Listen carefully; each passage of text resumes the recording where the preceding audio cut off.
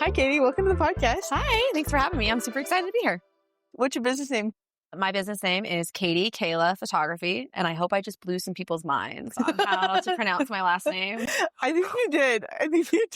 I don't remember. I was telling somebody I was going to have you on today, and they're like, "That's how you say her last name?" And I was like, "Yeah." And they're like, "Oh, okay."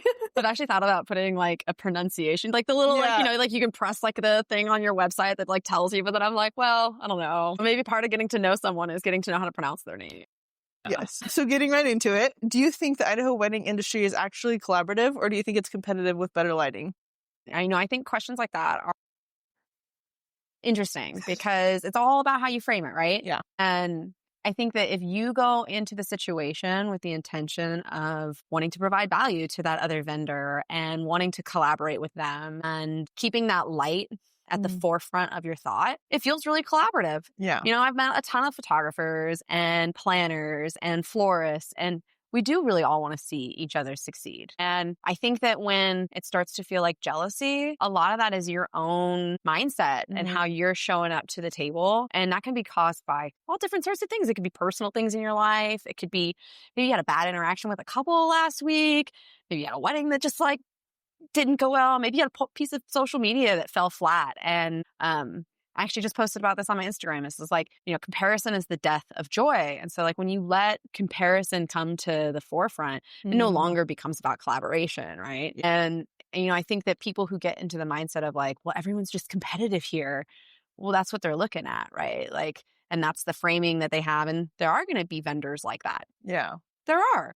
And I think it's just a question of whether you want to surround yourself with those vendors and whether you want to see the relationship that you have with them that way. Like you can let them have those feelings and you can just be like, you do you. I'm so happy that you're winning. Yeah. I'm going to go over here and I'm going to go win too.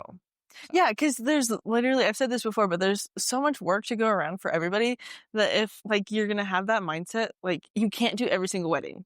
Yeah. And you're going to burn out. Yeah. You're gonna burn out. Yeah. So it's like, why not like help somebody out and they'll help you out? Like there's enough to go around. I'll just say that. Well, and like the other thing that I picked up from like a course I took lately was like, we all have external factors that motivate us and we have internal factors that motivate us. And like, I always find that I feel more jealous when it becomes like an external thing, like whether it's like money or being noticed or being like affirmed that it was good or whatever it might be, right? And it's the internal stuff that keeps you like happy and motivated and like wanting to collaborate with people. Yeah. So I think that's like an interesting piece of like how do you keep your mindset joyful? Yeah.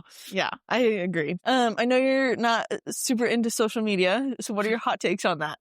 My hot takes on social media. I think that I like every other person, that we all have complicated relationships with social media. I think it has a lot of really amazing positives to it. Like you stay in touch with people that you would not have otherwise. You can make amazing relationships on social media. You can network on social media. You can market on social media. I think that for me, social media has kind of become, the doom scrolling. It is the instant gratification, and your brain is just so addicted to that instant gratification. And I've actually, I don't have social media on my phone anymore. Wow. I don't have Facebook or Instagram or anything on my phone anymore. I still can get on it on my computer and my laptop, right? But I did finally have to like download a Google extension that would block me from it from 9 to 5 during working hours, right? Yeah. And a lot of it's just because like, I think as you use it, you get into the habit of like, I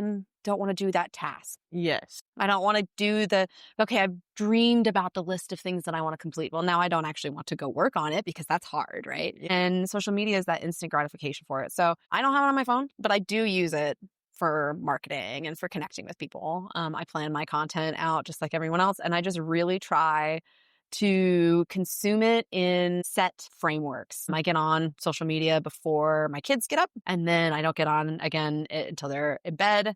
That little extension has like a 30-minute limit on it, because like really like more than 30 minutes on social media, what are you doing? You're doom scrolling. You're doom scrolling, right? Yeah. Like you're done picking up the information for the day, like you're doom scrolling. And I think it's better like to be bored and allowed yourself to explore other things. Yeah. Especially when you're a business owner, because in that exploration is where you create new business ideas and you get shit done and you find out something about yourself. And all of that is probably better for you than doom scrolling. Yes. So that's kind of been my relationship with social media. Love, hate, love, hate. I think you're saying the quiet part out loud because I agree with all of that 100%. I have set it up to where it's like screen time. And then I have my husband put a password on it. Oh, smart. And then it works most of the time, but I like the 80-20 rule, like 80. And that's why, like, on the weekends, I don't have it blocked on my computer. What I'm noticing now, though, after having done that, is that now on the weekends, I actually have a desire to, like, stop getting on myself. Because I'm, like, noticing when I'm doom scrolling and, like, noticing when I'm like, okay, yeah, I fulfilled the bucket. I caught up with my friends. I marketed my business on those channels. I invested into that bucket. Maybe I'll go take a bath. Yeah. Maybe I'll go for a walk. Well, and I don't know if you've noticed this, since you're not on it a super ton, but Instagram stopped going in chronological order. I don't know how long ago. So it's so hard to like keep up with people because you like I'll see a post from like 3 days ago. Like so my friend announced their pregnancy and like I knew about it already. So like I didn't feel super bad that they like finally announced it on social media. And you missed it was the 3 days ago. Yeah. And I was just like, I look like a terrible person. So I like didn't comment because I was like, well, like this is awkward 3 days later. Like I think that's like my least favorite. I wish that it was configurable because I would do it but people get off when you do that. Instagram is a business, right? It's running ads and its goal is literally to keep us on it as much as possible. And I think the older I've gotten and the more kids that I've had, the more I like, they say that like moms can get shit done in the X number. If you tell them they have 90 minutes, they're like, well, I'm going to get this whole massive list done and they can like hyper focus. Yeah. And I think the older I've gotten, the more I realize like how much time I was spending in that and how I could apply that towards my dreams and my goals and like things that matter, I think, higher on the hierarchy list than being on social. And when I do feel like I miss a lot of things. Yeah. But that's the could've mentality. And I think part of it is like just confidence in your own decisions that like, hey, this doesn't work for me right now. Maybe that'll change in the future. Yeah. But I'm like you. I tried to do the blocking on my phone, and I would always just be like, one more minute. Yeah. Yeah. Yeah. I see that. It's so bad. It is terrible. And I like, I don't know. I got to the point where I'm like, will you just unlock my phone? I just need to do one thing. And then he's just like, no, like, and then I get like super creative. And now I ask him, I'm like, I'm a drug addict. I'm literally like a drug. Like just one more. That's why I think actually like going out and like having phone free time is like great. I want to see someone get really bold at a wedding and say no phones, period. Like phones stay in the car. Think about how, first off, it would be so challenging for everyone there because we're so addicted to it. But like, how meaningful that would be for the couple. Like they have your full attention for the whole time that you're there, the 3 to 4 hours. It's really not that much time that everyone's there. Well, and if it's like done right, like weddings should be fun enough that like you don't have to think about like, oh, what's on my phone? Like you can chat with the people around you. Crazy enough, the other day my son and I do mommy and mal time. It's our special time every week. And he was like, I want a lollipop. And I'm like, okay. So we went and got a lollipop and I tried to converse with him. Yeah. But it was adorable. This other guy heard us, attempting to talk. I'm talking. He's 4.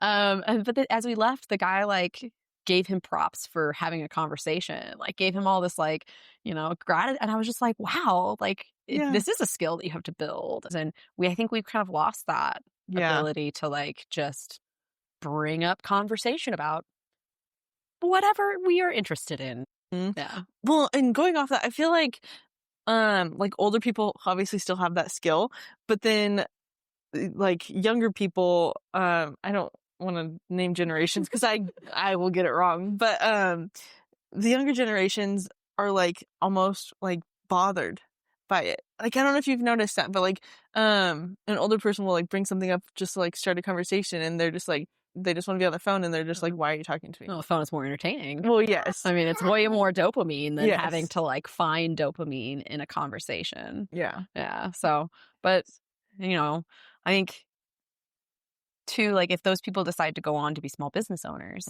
people buy from people. People do not buy from computers. They don't, they might get interested in your brand that way, but like people buy from people. People are convinced to purchase from you because you are someone who relates to them. Yeah. Well, you have to figure out how to like talk to people in order to figure out how they relate to each other. Yeah. Right? Like that's kind of an essential skill that we like forget benefits us in our future endeavors. Yeah.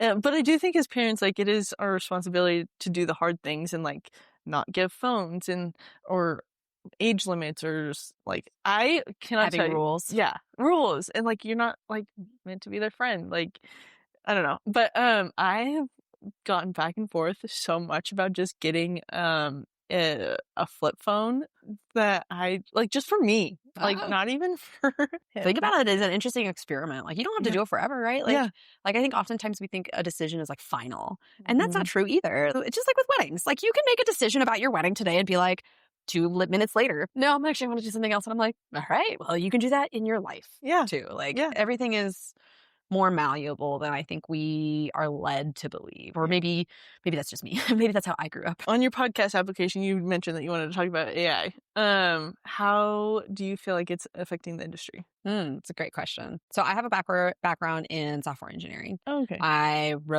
developed like web apps and mobile apps, and learned like as it has come back into as a buzzword in the industry. That's when like ChatGPT came out and the ability to like generate text. I started working on projects in that at my day job at the time. So what I think is like really interesting about AI is that a lot of it right now is like marketing. It's like claiming that it's going to do everything for us. And I think a lot of people are like scared of that because of it. And so they're not exploring like what that means for them in their business.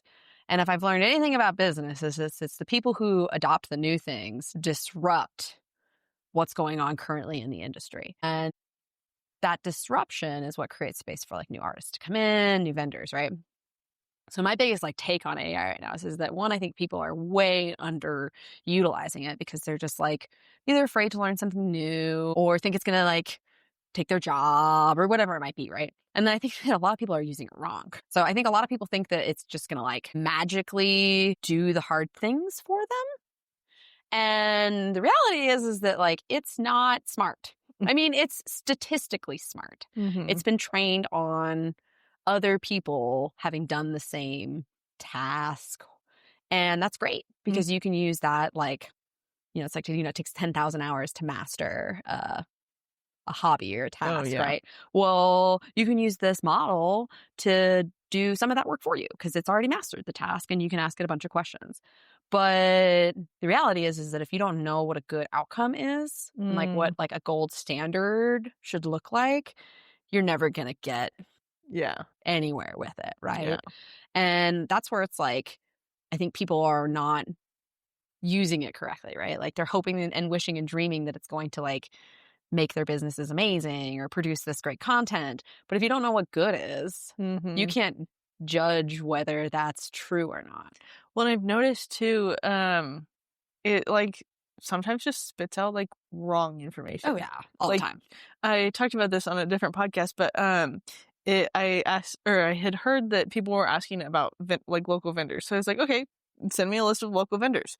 It made people up. Yeah. Like, so it's scary that like that can happen, but people just take it as like gospel. Yeah. So like the best way, especially if you're using like ChatGPT or Claude or any of the ones that people are using for like copy or writing Instagram, writing blogs, all of that, right? The best thing that you can think about with it is that it is an intern. It will always be an intern. It will never not graduate. You will never be able to just be like, oh, you did that perfect. I don't have to check in on you. No. It is an intern. You need to give it like a very specific list of tasks, and they need to be like outlined like it's the first time that this person has ever done this in their life. Yes. And which means that you need to know like what good is. Like you need to know what the outcome is that you want out of it, right? And I learned this like through trial and error. So I blog now. This year I blog twice a week, but twice a month. Last year I blogged twice a week.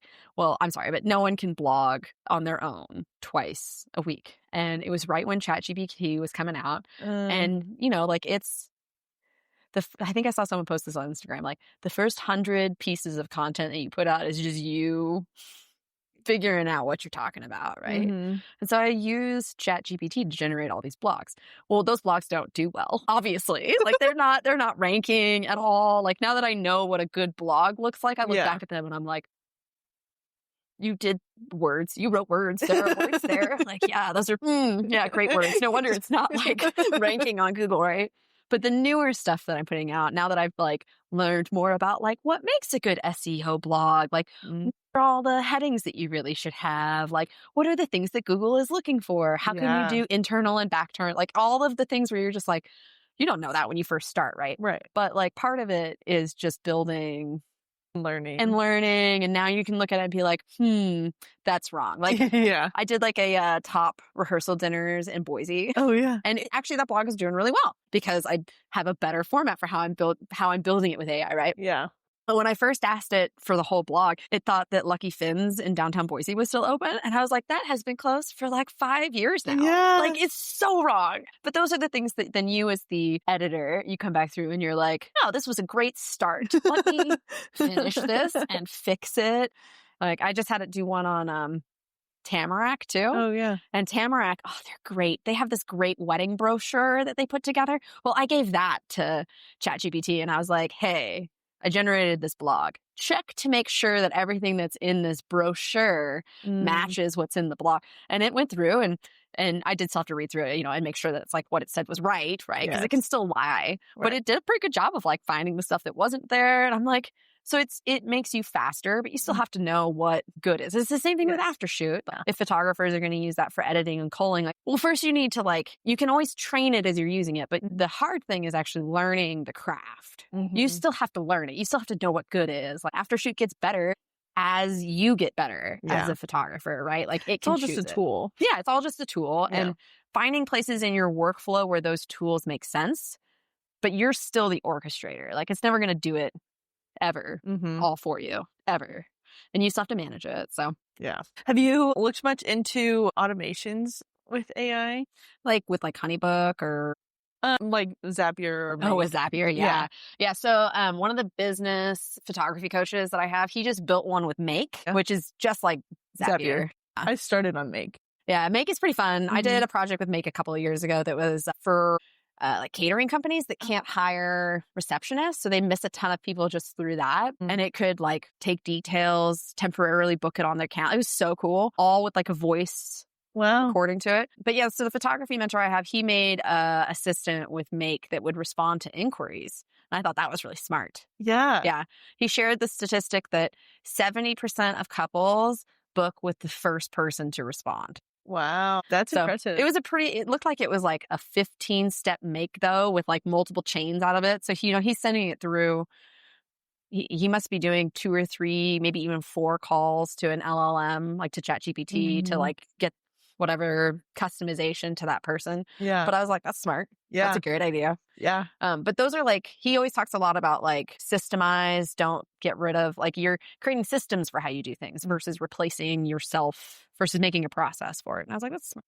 It is smart. And I think that like when you have systems, you create a better, more consistent outcome. And that's important, especially with a business. Yeah, and especially for your clients. Like you want them all, like, don't we all want them to have like a 5-star experience? Yes. Yeah. Well, how do you do that? Well, I have like a folder on my drive that just says SOP, standard operating procedures. So for everything I do now, it's like, okay, cool. If I'm going to do an engagement like session giveaway, this is how I'm going to do it. This is how the marketing piece of it will work. And I can tweak it every time, but at least I don't have to go back and be like, well, how did I do it last year? I don't remember. And then it doesn't perform the same. And you're like, what did I do differently? And so you forget. Yeah.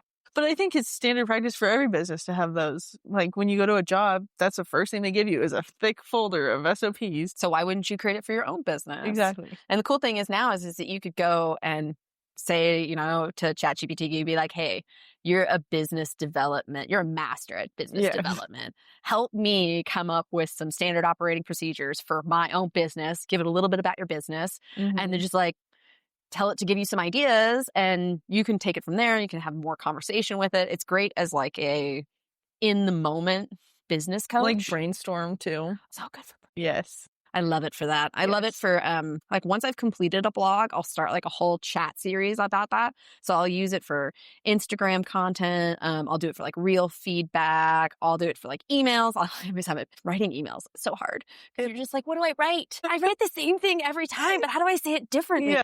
Enter ChatGPT, but I'll do it like with the context of the blog. So it knows like everything that I've talked about and it can, you know, remember more in theory. In theory.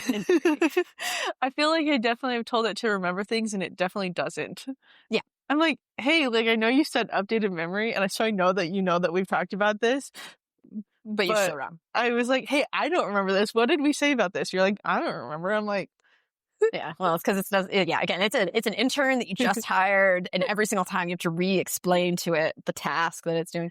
So yeah, I think that things that like Make and Zapier, those are going to just become things that people, I think, explore and play with over the next 2 to 5 years. How will the market respond to it though? Yeah. Because you know, we know that we're being AI marketed to, like. People, I found this really fascinating. If you use something like Flowdesk or MailChimp for your news, like for your email marketing, people immediately want to say no to it because they know that it's marketing versus if you just send a plain text email via like Gmail, they're much more accepting of the information in there because it feels more conversational. No. Yeah.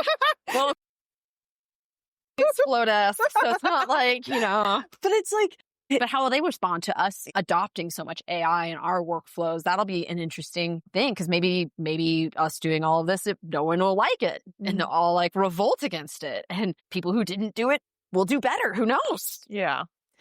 I will say with Flowdesk, I like the pretty emails. Like that's why I use it, and it is Girl, me. you're preaching. Like, you're preaching. It's so pretty. It's so pretty. It's so much better. But like, yeah, I tried to do it on Google, and it was just so hard. And I was like, no, I need pretty emails. Dang it. Yeah, I mean, I'm team pretty for sure. But I did think that was interesting. I was like, oh, well, then why would I do anything but that? Yeah. But I think managing in Gmail, maybe there's other things that you could use to manage it. But like, Flowdesk makes it so easy. You could go and be like your audience. You can set like, workflows. You can do all the things. And I'm like, I've already adopted. Now, see, but this is me not wanting a growth mindset because if you don't try the new things and you get yourself all like pigeoned into, well, I've always done it this way. That's just as bad, right?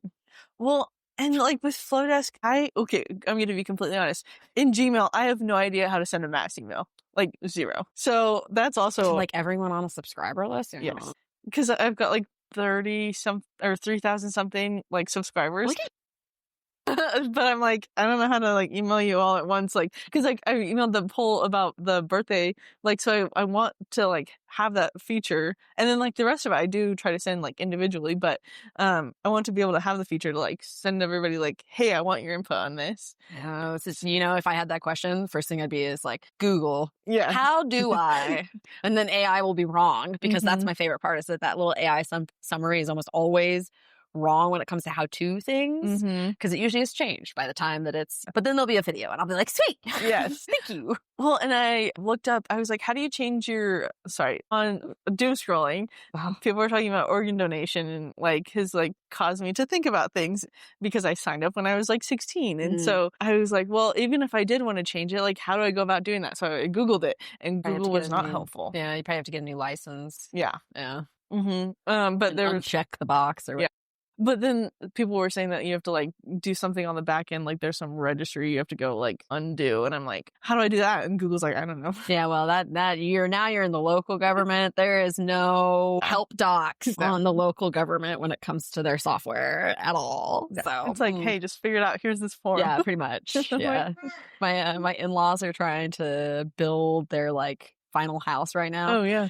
And they're like in-person people. They don't get on. And so they've had to go in person to get help signing into the website to submit their permits and things. And my favorite are the stories of like them coming in and the employees being like, it's not working for us either. And my father-in-law just being like, well, how would anyone be able to figure this out? I'm like, this is great. This is phenomenal. Like, no help. No one knows how the government is getting the forms into the computer. Yeah, like who created this? I don't know. Like, okay, so why are we using developer it? somewhere?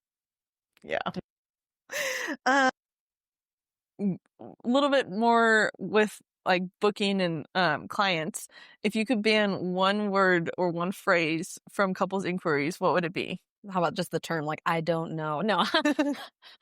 Gosh, that's a good question. What I kind of think is interesting about inquiries really is like, I do tend to judge people based off of the effort that they've put into like, if just a little bit of effort is nice. I know you have to like talk to like 30 or 40 vendors, but this is a great thing where it's like you just in a doc somewhere. Copy paste. Yeah, copy paste.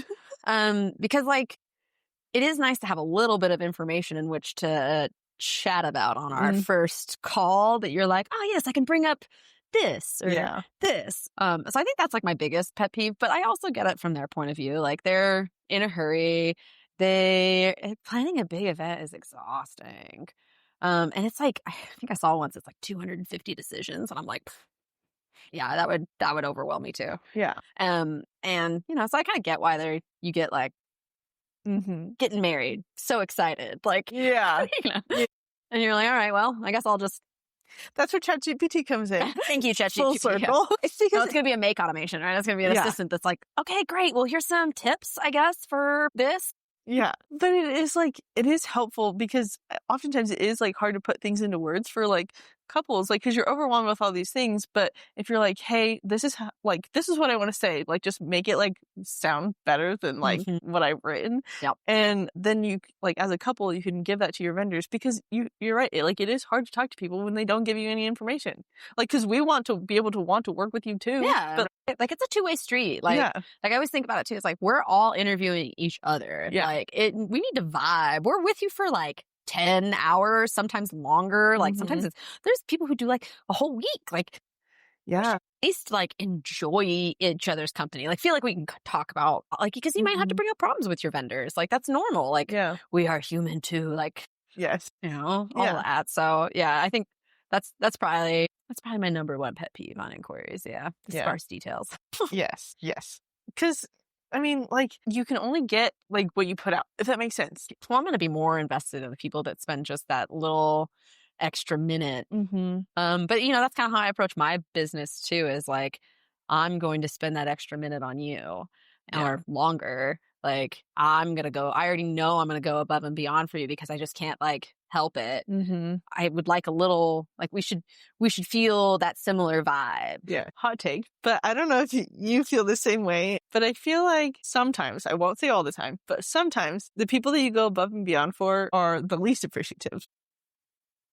I think that's where the SOP comes into play, right? Like there's your SOP of above and beyond, which is always more than what you told them you were going to do, right? Like, you know, under promise, over deliver, right? And then there's like the above and beyond that you do just because you care about that moment, right? There was a famous like football player that his saying was like, give more, expect less. And so every time I feel like I give something and I don't get that like whatever back from them, I always remind myself of that because like, what was the point of me giving? It was for me to feel good about giving, not to get something back from that piece. I guess more so what I've noticed a couple times, again, not a whole lot, but a couple times is I like promise like X many photos, give like a ton more. Like, they don't even notice. Not that they don't notice, but they're like, hey, like actually, can you like give more? Yeah. Like I gave you all the good ones and I like only promised you like half. Like, I don't know, like that one's hard where they feel like they didn't get all the moments. Yeah. Which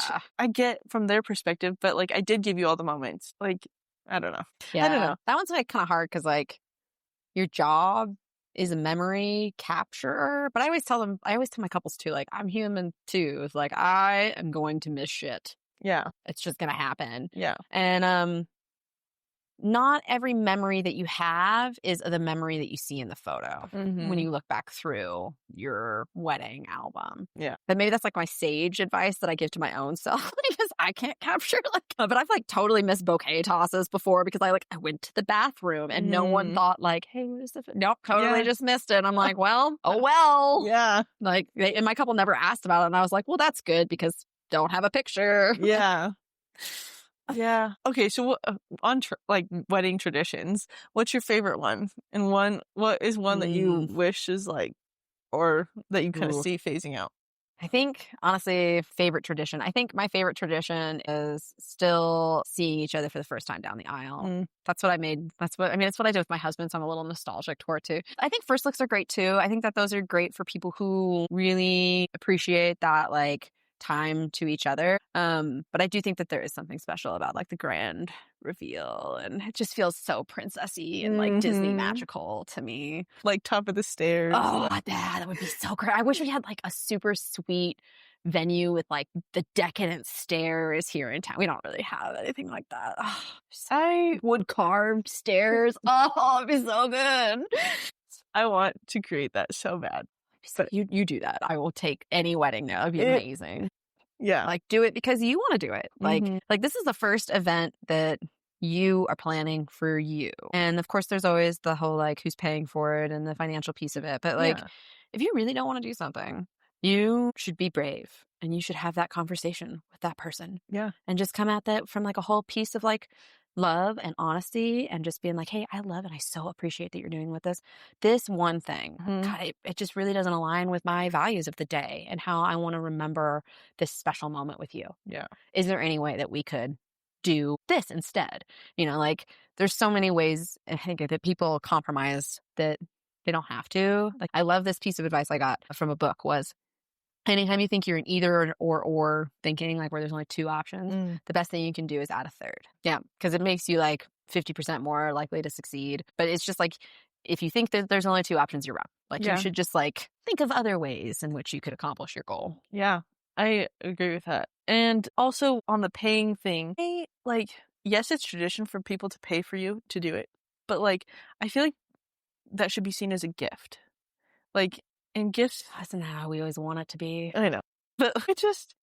Money's complicated. It is. And it makes things difficult for relationships, for sure. And the stories you tell yourself about money complicates it further too. So that one's always like, but that's why I think it's like better to just be honest more about like what it makes you feel versus it being about like the logistics of the money piece of it. Yeah. I think when people understand where you're coming from emotionally, they're much more willing to meet you halfway. Unless they're really emotionally distant, at which point it's like, well, maybe they should just like, maybe you should just take a break from them. Maybe that's an elopement opportunity. Yeah. Yeah. Like just don't.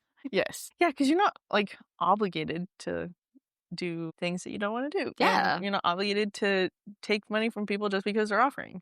Exactly. You're really not. And you know, your wedding is the event that you're putting on. And if that to you is like 120 people and you have to figure out how you're going to make the funds for that, like, well, you're going to figure that out. If your wedding to you though is just the two of you at the Boise River, then awesome. You should just embrace that, you know? And I think that's like where it's hard because it's like, oh, there's so many choices when it comes to wedding. And you're like, did I make the right choice? Well, the right choice is the choice that you make. There is no right. Like, there are a million, billion ways you can have a wedding. The best wedding that you can have is the one that you enjoyed the day of. Yeah. And you're like mentally present for. Yeah. And you're like excited to like have, and you're joyful about, and like no one wants to have a wedding where they're like pissed off. Like I don't want to go to a day like that. Like, red flags, right? All around. Yeah, red flags. That guy with the red flags. Yeah, you need to have like a flag. Yeah. That would be so fun. Oh, that would be so funny. Like somebody says something, I'm like, actually, red flag. Maybe that'll be a future edition. We got to get it though with like a label of something on there. Yeah. Have you ever had to fake calm when everything was falling apart at a wedding? Yeah, of course. I mean, emotions run high on wedding days. I think the hardest moment that I've gone through so far was the groom's parents weren't able to make it to the wedding because of visa issues. And he was like a little melancholy when I first saw him. And then it kind of got worse as the day progressed. And you could just tell just like how sad he was. Yeah. And I think the hardest thing is like, how do you then go on to take couples pictures when it's supposed to be about like joy? And you don't like, he's going to remember that feeling no matter what on that day. But what I want their pictures to feel like when they look back on them is just like the happiness and the joy and that like wonder of where they're going, right? Like that's my goal with what the images look like. So, you know, that was like, I could feel it happening. And I think like in that moment, it's like my heart goes out to him. And I was just like, hey, do you want a hug? After the ceremony, I was like, do you want a hug? Yeah. And he was just like, that would be great. And so I gave him a hug. And then I just was like, sometimes the best pictures are the most simple pictures. And so I was just like, hey, just sit here at the front and just like be here. I'm going to spend 10, 15 minutes. I'm just going to take some pictures of you all just here. I'm not going to tell you to do anything. You can just enjoy your time. And that seemed to help him just like have a moment, right? Like sometimes that's all you need, is that you need just that time to be sad and to let the emotions like overcome you. And his partner was there with him. And it's like, how much more do you really need on a day besides like your most special person to like be there to, celebrate with you? And we went outside for some more pictures, and I could see that he was starting to feel a little bit better, still obviously melancholy, but like not like as sad as he was at the end of the ceremony. And by the end of the night, it's still one of my favorite pictures that I took this year, is the two of them coming out with the bubbles all around. It was super cute. And I could just tell that he was like, it could have gone so much worse. Yeah. It totally could have. He could have just like left the whole event. But like, I think that he had some memories that he walked away from that he was just like, this is best, the start of the best day of our lives. And isn't that like the feeling that you want your couples to have at the end? It was just like, holy crap, this event was amazing. Yeah. Well, and it's true, like, about emotions. Like, I feel like we're taught to like suppress them and just like shut it down, like forget about it. And I like catch myself like as a parent, like when I'm getting into the terrible twos, and I'm just like, what is going on? Like, it's an adjustment for me, but also I'm like the crying. I'm just like, I don't know, like how to help you. Like, but like, I want you to feel that. Like, I want you to like process that emotion and get over that, because like just shutting it down is only going to make it worse later down the road. Like talking from personal. Oh yeah. So it's like, it's just interesting. Like the revelations that I'm having like about emotions, because have kids, you'll learn so many things about your own self. Yeah, because I feel like the reason we're like taught to suppress things is because it makes the other person uncomfortable. Yeah. Coming from like this experience, I'm like, I don't know what to do with you. Like, is that the truth? Yeah, I'm like, yeah. And like, so how can you just like be with that other person? I think it's amazing that therapists can do that. Honestly, like my therapist, I love her so much. Like she's amazing, but she like just sits there and just is like, "Yep, you're sad," and like she has to go home at the end of the day after having. How many people did she deal with that day that had these big feelings? And I totally am like, but it has, we were kind of taught to like run from that and to like not address it. But human connection is the healer of all of that, right? Like, even with my kids when they're having our school gave like a parenting class, and it was the best advice that I just like keep in the back of my head, is like the superhero power that parents bring to the conversation is that we're present, that we're warm, and that we're silent, and that we just don't say anything, because nothing that just like when we're upset, nothing that anyone else is going to say to us right now is going to make us feel better. The only thing that will make us feel better is time. The best thing that someone can do is just like be there, warm hug, be in there. I think the harder thing is to be the vendor, to be like, don't let this overcome my emotions. Like that one's hard, but like, okay, well, we can do this together. Yeah. Well, and it's just like you always feel so much better like once you've processed that emotion. Yeah. Like if you bury it, I hate that word, but put it in the box. That's what I like if you put it in the box and like it's like way deep down, like you still feel icky, and then like obviously it builds over time because it's all compounding, and then you have this one blow up event and people are surprised. But yeah. That's my soapbox on that. I mean, I agree with you. I love, if you have not read The Whole Brain Child yet, you will love it. It's a relatively short read, but it talks about everything that I wish that I had known when I was little. And I hope that I can give this to my child. Yeah. I'm sure he'll have his own problems, but like at least maybe this little piece, and I'll be like, well, at least you have a better emotional regulation. Yes. I was the not emotionally regulated kid. I was the passive aggressive, I think. I would explode for sure. Yeah. I would cry at everything. I still do. 100%. I'm actually a sympathetic crier. So like if somebody starts crying, it's gone. See the Kristen Bell, like she saw a sloth video. Like she loves sloths, and she's having a birthday, and Dax like rented or brought like a sloth, and she like sensed it, and she just started like extreme crying. No. And she went on Oprah or Ellen or something like that and was like showing the video to the whole world and like talking about it. And she's like, yeah, my emotional span is like a 4 to a 7. In there, I'm great. Anything outside of that, and I'm just in tears. And I was like, I resonate with that. I do. I resonate with that.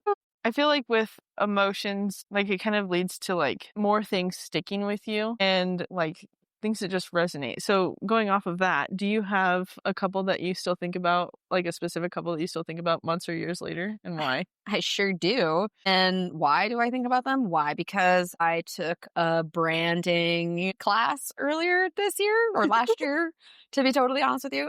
And for those who don't know, when you own a small business, a lot of people talk about like, who's your target client, right? And in this class I took, they recommended that we give them names. And I was like, okay, yeah, so that you can like reference them in your brain. And then they're like, okay, well, think back to all the clients that you've had. Like, was there one client you were like, yes, I want to work for you more. This was fun. And for me, I totally had that client.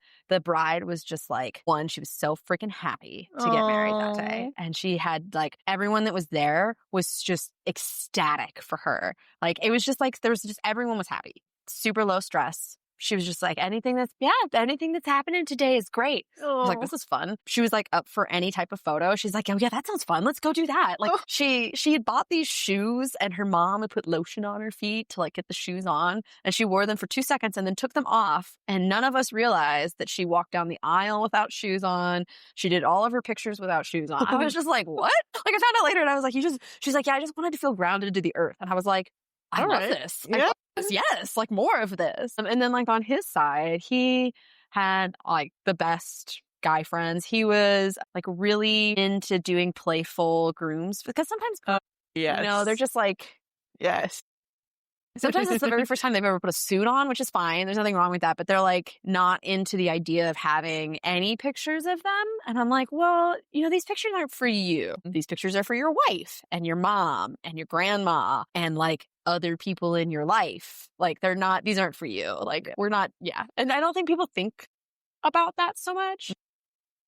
And so, but he was just like super fun. We had a blast. Like he was up for anything. We did some fun like fake smoking cigar photos because we weren't allowed to light them at the venue, right? And like you could just tell that the two of them were not only ready, but just like so grateful that they were even on this journey together. Like so amazed that they came together. And I think that's why when I was like taking this class, I'm like, yes, more of this, you know, and then you're like thinking about like, okay, well, you know, what were their personalities like? Like, how did they express love? And I was like, all of this, I can write all of it really easily. I did not name my target client persona after them, but I was really tempted to. And I was like, well, that might be a little like specific. Yeah, I was like, maybe not. But I think that that's like the piece where it's like the people who trust the vendors that they've hired to do their job. Yes.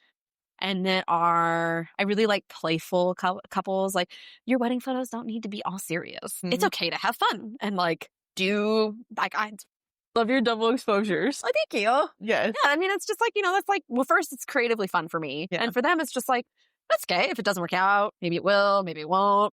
I've like cut an entire section of couple pictures from people's galleries before because I was like, no, it just didn't work. Yeah. And that's like, that's okay. Like, yeah. So I love couples like that. I love particularly people who want to see their friends and family like get dressed up. Like it doesn't have to be tuxedo and, you know, black tie, but it is fun how often do we get dressed up nowadays? Never. Yeah. We wear sweatpants everywhere, like me included. Like, but you know, I always kind of think that weddings are like an opportunity to have a really fun time with the people around you. So like you should be sharing things that you think are fun. I love that wedding that did like the Lego flowers. Yeah, they gave every single guest like during cocktail hour a Lego flower to do to fill in and I was just like, yes, I want to do a wedding like that. That sounds like fun. Like, I have a couple next year that they were talking about doing a Ren fair kind of, everyone dress up and they decided not to. And I was like, oh, you should have. It would have been just so much fun. Like, do it for the plot. Yeah, just do it for your own self. Like if you love it, like, but you know, I'm team, like, I love it when people do like the sword fighting in the park. I think that it's like they're having a blast. Like if people want to rag on them, it's because they're obviously not having enough fun in their life. Exactly. You know? Want to play Quidditch? Let's do it. Like I have no shame. Yeah. kind of like a tangent, but do you have a wedding trend that you pretended to like, but you secretly hated? I mean, I do in photography. And then I also secretly like it. You know, the crooked horizon line thing that's going on right now? Like, I've spent so long trying to make it perfect. Yeah. Thinking about where the horizon line goes through people's head and like, noticing it. And now to like see all of this, like, let's just go the opposite of that. I'm like, okay, I love it because like, shouldn't it be fun? Yeah. Like, shouldn't we just, who cares? Like, first off, our clients don't know anything about whether it's good photography or not. Like, they're trusting us to make good pictures, right? So I secretly hate it. I also secretly love it. So I hate it mostly, but I like it when it's like a blurry photo that's like meant to have motion, not just like a standing still blurry photo. Cause like, but if it's like a, you know which photos I'm talking about? Like when you've spun it. Yeah. Favorite. And then like there's action in the photo and like it's like meant to be like a blurry memory. I'm pretty sure though that for the July shoot, I definitely included one that was to the side in the final gallery. You're welcome. It didn't stick out as I hate that, so that's good because I did look through the gallery and I liked them. So now I'm like, maybe I took the picture and I was like, I think even as I was taking it, I was like, I think I'm gonna do that. I think I'm gonna like do the thing I don't like. Yeah, just try it. I'm just gonna. Why not? Yeah. What's the worst? Yeah. That's funny. Now you're gonna go look. Yeah, I am because I looked through it and I like there wasn't one that I was like, oh, I hate that. Like, why did she do that? Dude, there's sometimes I look back at my old galleries and I'm like, what was I thinking? Yes. What was this? But that's on growth. Like, yeah. Always growing. You are like there. I know you're not on socials, but there's a trend going around that I don't remember. It's like yeah, you should hate me because I took this or something like that. Ooh. And then the next photo is like, but that was 10 years ago.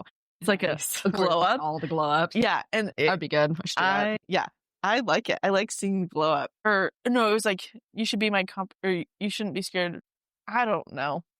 That's the premise of it. Yeah. I thought I could just go find it in the somewhere in the reel. But I like all the glow ups because like you should be able to see your growth. Like if your photo is the same as 10 years ago and like 10 years ago you were just starting like and it's the same, that's a red flag.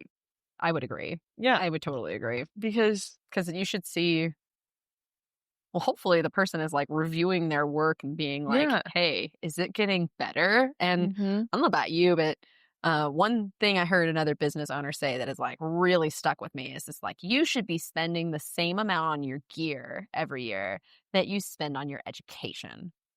So if you buy $6,000 worth of gear, you best be finding $6,000 worth of education to purchase. And I was like, that's actually probably like really valid because your gear is nothing without getting better at what you're doing. Yeah. And you might end up like, I've now taken, I don't even want to know how many composition courses. I think I'm on like 3 or 4. But like, it's the repetition of the information that then allows you to see the composition. Because like 10,000 hours, it takes a long time to master.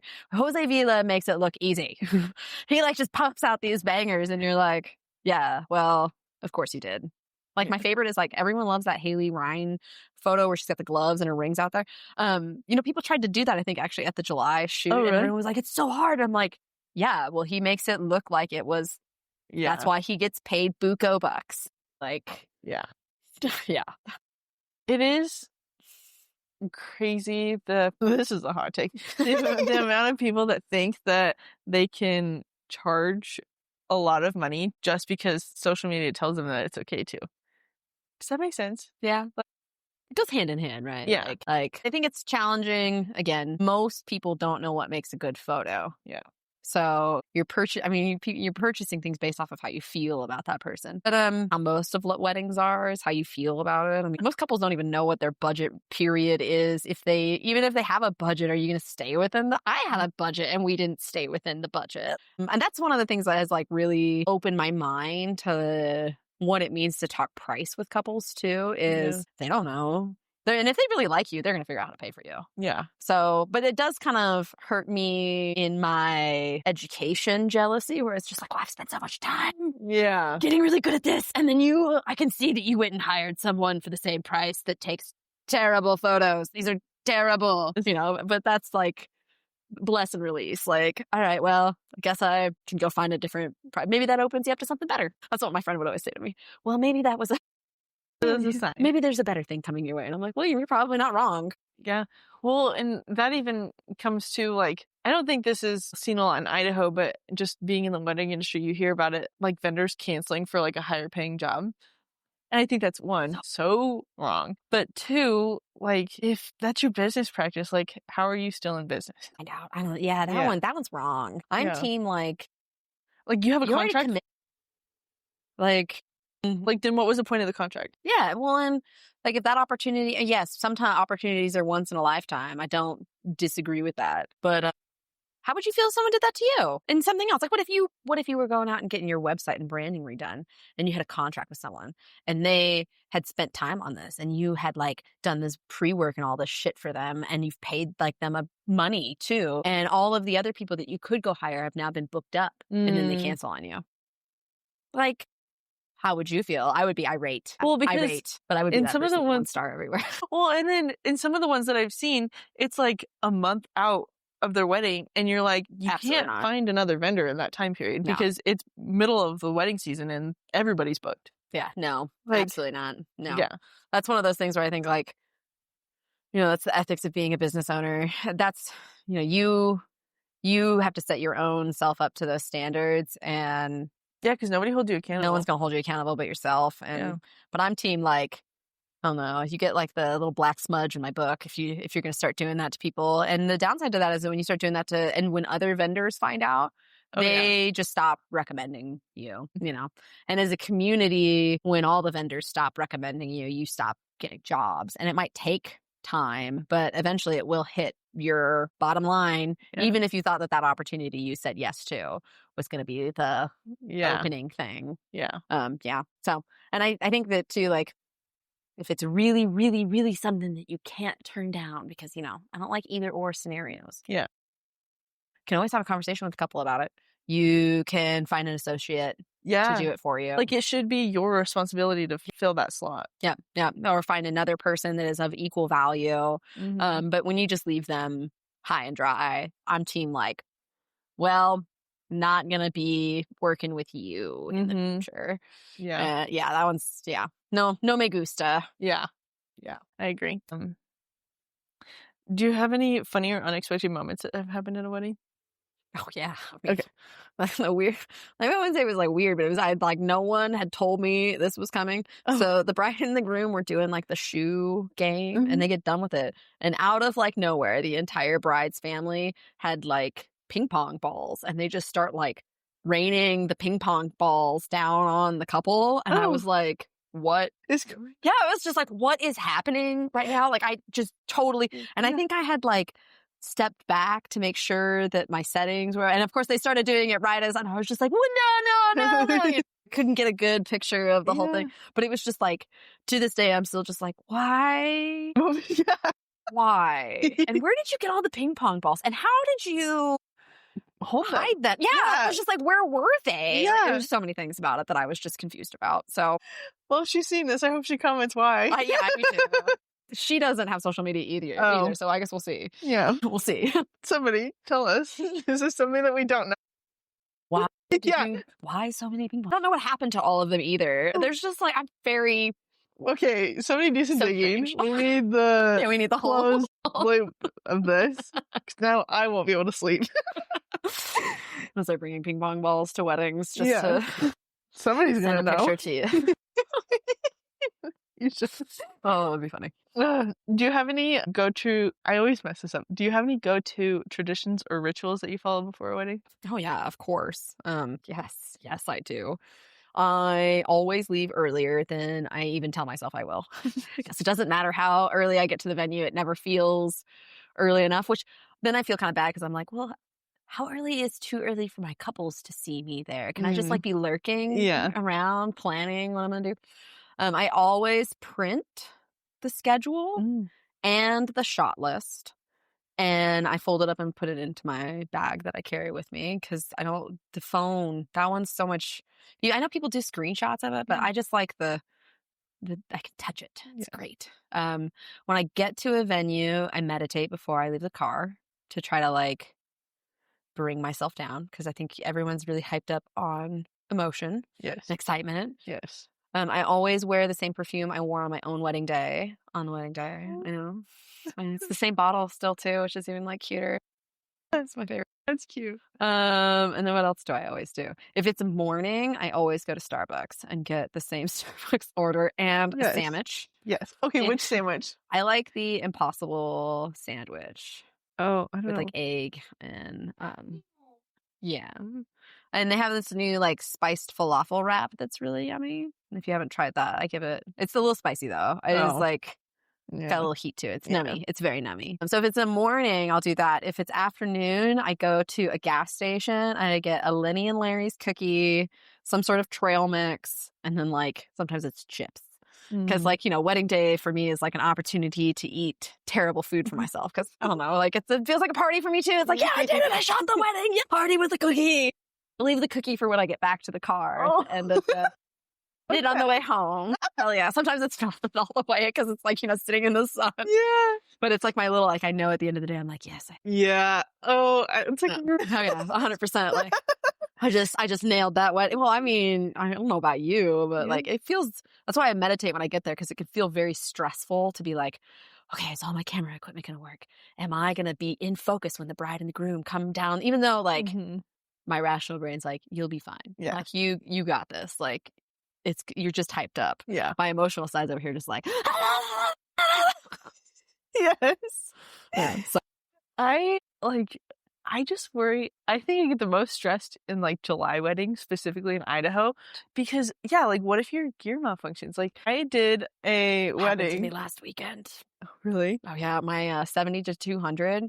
I think it was heating up during the ceremony, and I didn't notice it. When I looked at the pictures afterwards, they looked like the edges of my lens had been like rubbed. All of the bokeh was weird, and the focus was off. And I was like, "What the hell is going on?"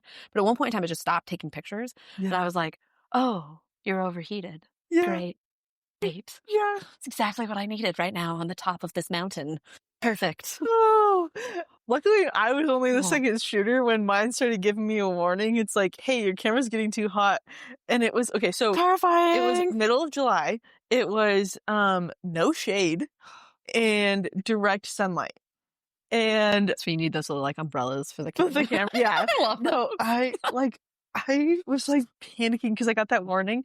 And so I like look at the main shooter and I was just like, keep it together. Yeah, I was like, I mean, she's getting content, so like we're good. Like, and like I'd gotten like it was a long ceremony, so I'd gotten you'd gotten what you needed, plenty of what I needed. But like you feel like people are watching you, like you feel like I mean that's reception time for me. Yeah, like come on, like the culling that you do from the take pictures you take. And my favorite is like when people are watching you and you're trying to like make them believe you're doing something else. So you'll have your like this way and you're like, you know, taking pictures. I know some people who won't like do that, but I have to. Like I cannot not. And then I'll be like, oh, fine, sweet. You're not looking at me anymore. Perfect. Now I can get a picture of you real quick. So many duds. Yeah, no. Well, it's just so anyways, the photographer ended up coming over and I was like, is your camera overheating too? She's like, absolutely it is. I was like, thank God. It's terrifying. Yeah. And that's why I won't do weddings in July. I was like, I'll never do an event in July. And then I did an event for that in like last week of July. So I'm so sorry. Well, that wasn't as bad though, because we weren't outside for as long as Yeah. I did learn though from this other photographer, she had a good piece of advice. She's like, yeah, anytime that starts to happen, I just exchange batteries. And I was like, oh, that's a good idea. That is smart. I was like, yeah, because it's the battery that's really overheating, not necessarily the rest of it. And I was like, okay, I'm going to keep that in my back pocket. Just like when you go shoot in the cold, you need to bring extra batteries because they lose their charge faster. And I was like, well, I knew that, but I didn't know about extremes at either end, I see. Yes. Yeah. It's inconvenient, I tell you. Inconvenient. But I agree with you. July weddings, people who do them, I don't think they realize. I think they get caught up in the like fun, like summery wedding, but in Idaho. In the mountains should you be out in July. Yeah, but and people that do the outdoor ceremonies during that without shade, I'm always like, do you hate everybody? Well, you know, from a photographer standpoint, listen, I really appreciate if they give you parasols. I love the officiants that'll be like, for the beginning of the ceremony, we're going to have our parasols down so that the photographer can get one nice photo, and then I'll let you know when you can. I'm like, I appreciate you. Yeah. Like, because no one wants to see, they want to see you, not your parasol in the picture. Yeah. So, but I'm also like, shade, team shade.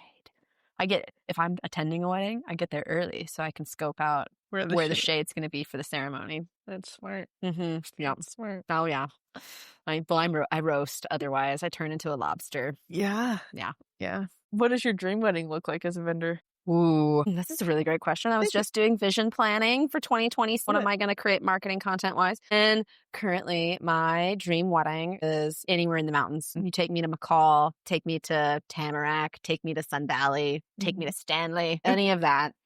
Particularly with the mountains in the backdrop, because like, isn't that why we came? Yeah. Was to get some sweet mountains, right? I would really love to book a couple that wants to do like a day after session. That would be fun. Particularly someone who'd be interested in like hiking up a mountain before sunrise so that we can get that cool alpenglow. Because Idaho's got some pretty sweet sunrises for people who have never braved the 5:20 summer AM piece of that. So that's great too. But, you know, in the mountains, you can get bad weather in the afternoon. So that's my dream. Yeah. Doing something like that. Yeah. Doesn't have to have like big budget or anything like that. But like mountains, it'd be sweet if it had like a campfire at the end. I like sparklers. I think that all of those things feel very like magical. They also feel very like Idaho. I grew up going to a ranch every summer, and then I started working there. So anytime I get to be like, oh, I can hear the bubbling brook, or as much as I hate mosquitoes, oh, the mosquitoes are here. Excellent. They've arrived. I just think that's just fun. Yeah. It makes the whole thing. It does. It does. Even though I hate them. But it's a part of it. And I think the other fun thing that people don't take advantage of enough here in Idaho, in my humble opinion, is May to November is the best time to see the Milky Way. Well, you know who's got the most night sky preserves in the entire world? Idaho. So like, if you've never had the opportunity to actually see the Milky Way when it is like full out, you're missing out. Yeah. You're missing out. It's so pretty. Is the closest one Bruno? Yep. Bruno is the closest one. And then Stanley and Sun Valley are all. Yeah. And then like, you know, just go up into the Frank Church Wilderness or up into the Sawtooth, and you're just going to get just some truly spectacular views. The last wedding I did up in Stanley, I actually got up at 2 a.m., 2:30 in the morning so that I could go out and take pictures of the Milky Way when it was above the mountains. And it was like, I mean, I used to see it every summer, multiple times, you know, and it was just like so magical to just be like back underneath that band of stars, because you can't see it here in Boise. You might be able to from Table Rock, but maybe not now with all the light pollution. I mean, you have to hike up to Table Rock to see anything, period. But you can drive up. Not anymore.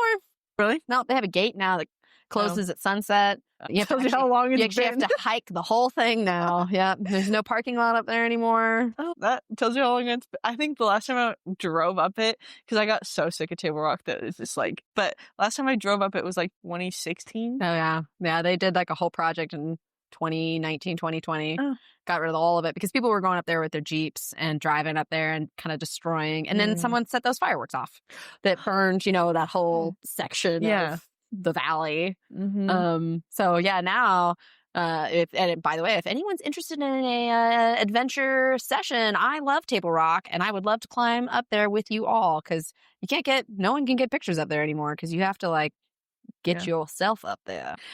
It's a nice hike. I just absolutely hate that last little bit. It's so terrible. Plus, I think I did it like so frequently that I was just like, yeah, I'm over it. But also, there's no shade, which like all of the hikes around here, which is fine. But is that not the truth? Yeah. Like, I don't know. I think if you want shade, don't come to Idaho. Yeah, literally. Or go to the mountains. Yeah, or go to the mountains. 100%. Yeah. There's so many good hikes in the mountains, though. Yeah. And Bogey's Basin, you know, it's like the closest that we got to that. But yeah, I would love to do sunrise up at Table Rock, because you get the sweet sun up over the hills right there, and you get the whole top of it just turns all pink, and it's so beautiful. It is. I actually did, for my birthday, I always try to do a hike, and we did a sunrise hike one time at Table Rock. So like, so pretty. I do like Table Rock. It's not like I'm a hater. It takes effort. It's one of those things now where it's just like, oh, I can't easily get there. Dang it. Yeah. But get your body moving. It feels good. If you could give every couple one piece of advice before their big day, what would it be? And it could be wedding related, just life related, I think it's like the recent piece of advice that's like resonated with me is keep your standards high and your expectations low. So, set high standards for how you show up, how you want to feel, what you expect from your vendors, have really good communication with them, what you want your guest experience to be like, and then just have low expectations about how that exactly unfolds. Stuff happens on your wedding day. Yeah. And you got to roll with that punch. And wouldn't you rather just like have fun knowing that you brought your best mindset to the day versus like not and feeling, I think after that you end up with a lot of regrets. And instead, like you can just experience the day and live the day and just be like, yep, that happened. Like at my wedding, the cake table and the welcome table got flipped. So as people came in, they saw the cake table and I was like, well, that's weird. And as I walked out, I was like, whatever, that's just the way it's going to be. Yeah. The little toppers I got for my cake, they put in wrong. And I was like, well, okay. Yeah. Like, what was the other thing? Oh, my bridesmaids were late.